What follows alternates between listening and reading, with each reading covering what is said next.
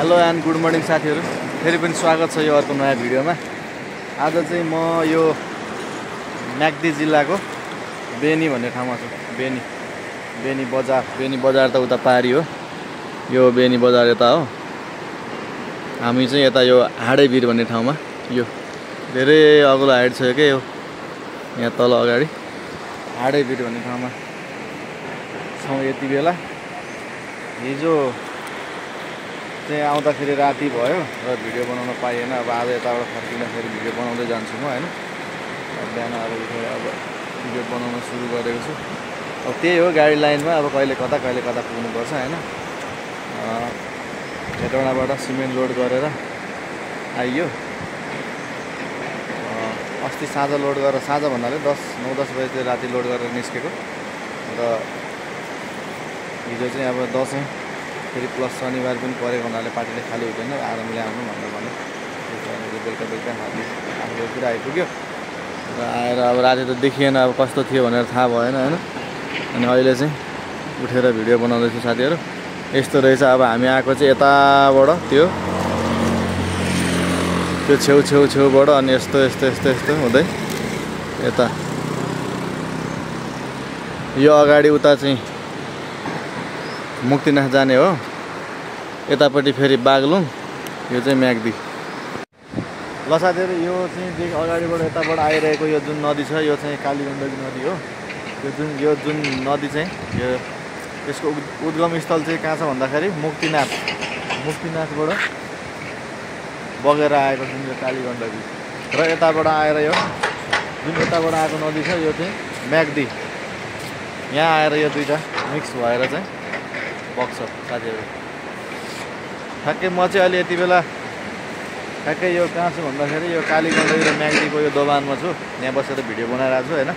अनि यहाँनिर हेलिकप्टरको लागि चाहिँ यो जुन छ के भन्ने, अब यो ल्यान्ड गर्ने ठाउँ रहेछ, यहाँ बनाएको रहेछ कि यहाँनिर हेलिकप्टरको लागि। यहाँ ल यहाँ टक्क अब हेलिकप्टर आयो भने यहाँ टक्क बस्ने क्या, यस्तो रहेछ होइन। यो अगाडि देखिरहेको यो हाडेभिर, यो ठ्याक्कै यो भन्दा उतापट्टि तल चाहिँ हाम्रो गाडी छ, त्यहाँ खाली भइरहेछ। अनि हामी चाहिँ अब घुमौँ भनेर चाहिँ अनि हामी यता आएको। यो चाहिँ हाडेभिर, तल देखिरहेको पारी देखिरहेको हाडेभिर साथीहरू। यस्तो छ म्याग्दी खोला र कालीगण्डकी। के हो, गर्लफ्रेन्डसँग भाइ? होइन भन्दैन यता हेरेर, कोसँग त? खोइ आँखा हेर त, आँखा त हेर न, के भयो आँखा ताल्यो त? सुन्नेको नसुतेर रातभरि कहाँ गयो त? रातभरि सुतेको होइन? अनि तिमीलाई कस्तो लाग्यो त? पश्चिमको ठाउँहरू कस्तो लाग्यो भाइ? भन न। खोलाको हावा ठिक लाग्यो, त्यही हो। यता तिमी पहिलोचोटि आयो होला, यो कुसमा बाग्नु तिमी पहिलोचोटि आएको होइन? भन्दै नि त, नि कस्तो रमाइलो छ।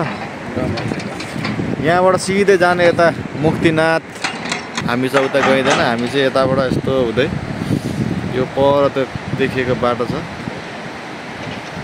त्यो बाटो हुँदै जान्छौँ हामी चाहिँ।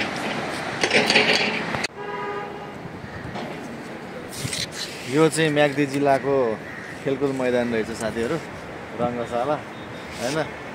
म्याग्दी जिल्लाको रङ्गशालामा हामी छौँ अहिले यतिखेर। हल्का अब आएको बेलामा घुमघाम गरौँ न त होइन। यता अब गाडी पनि खाली हुँदैछ, घुमघाम गरौँ भनेर उभिँदैछ साथीहरू। म्याग्दी जिल्लाको सदरमुकामको यो बेनी बजारको खेलकुद मैदान। ल साथीहरू यस्तो छ। ल साथीहरू, अब हामी चाहिँ यहाँनिर अब पुल तरेर जाँदैछौँ साथीहरू। यतातिर चाहिँ यस्तो खालको ट्रक हुन्छ, 4 व्हिलवाला मात्रै होइन। यो 4 व्हिलवाला गाडी मात्रै चल्छ, ट्र्याक्टरहरू पनि 4 व्हिलवाला, ट्रकहरू पनि 4 व्हिलवाला मात्रै चल्छ। अनि हाम्रो चाहिँ गाडी यहाँभित्र अगाडि खाली हुँदैछ, यहाँ माथि। यस्तो छ साथीहरू यो हाडेभिर, सबै बवाल हाल्छ। यहाँ छ हाम्रो चाहिँ गाडी।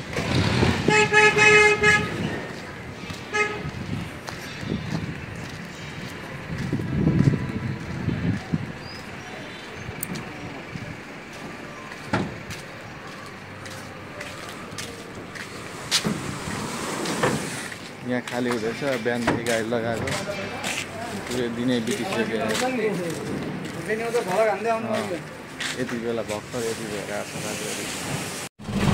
ल साथीहरू अब हामी चाहिँ बेनी बजारबाट बाहिर निस्क्यौँ। यता देब्रेतिर मुस्ताङ जान्छ र हामी चाहिँ यतातिर बाटो लाग्छौँ बेनी बजारको बस पारा। लगाइ जाऊ खाली खाली गरेर निस्क्यो पुरै दिन खाइदिइहाल्यो।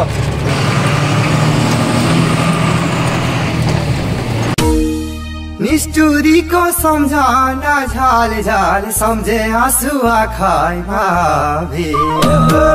निष्ठुरीको सम्झना झाल झाल सम्झे आँसु आँखाइ भावे। रुपै रहेछ मोहनी लाउने। यो चाहिँ गाडी पास नभएर पुरै साइड दिएर बसेर कटाएको है।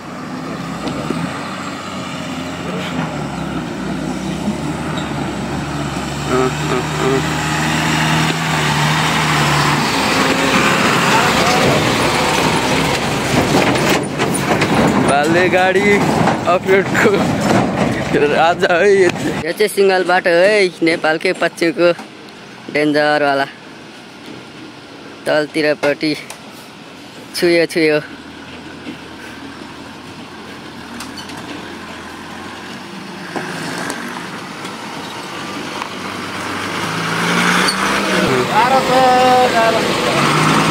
भाले गाडी हो पुरै अफरोडमा उफ्री उफ्री फोर व्हिलवाला हो।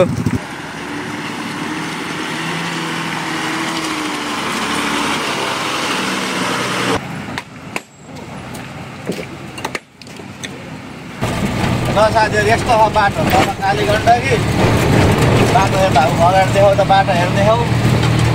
ए मेरा बाटोको हालत सब धुलो उडेको सब धुलो उडेको खत्तो हल्ल्याएपछि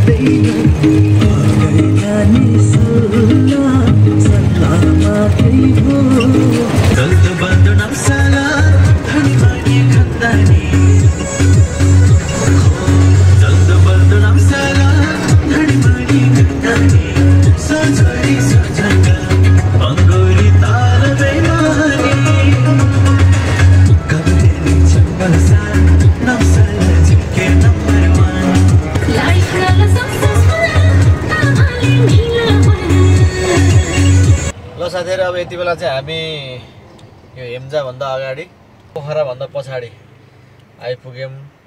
म्याग्दीबाट हिँड्दाखेरि चाहिँ तपाईको लगभग कति बजे थियो? 6 हैन भाइ?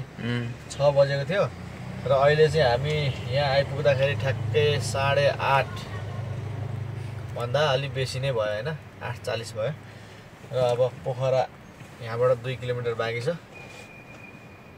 अब यहीँनिर खानासाना खाएर हैन हामी चाहिँ नि अगाडि बढ्छौं। दमोलीतिर गएर सुत्नुपर्छ, त्यहीँबाट भोलिको लागि लोड छ। ल साथीहरु आजलाई यति नै। भिडियो के कस्तो लाग्छ हेरेर प्रतिक्रिया दिनु होला। लाइक शेयर कमेन्ट गर्नु होला।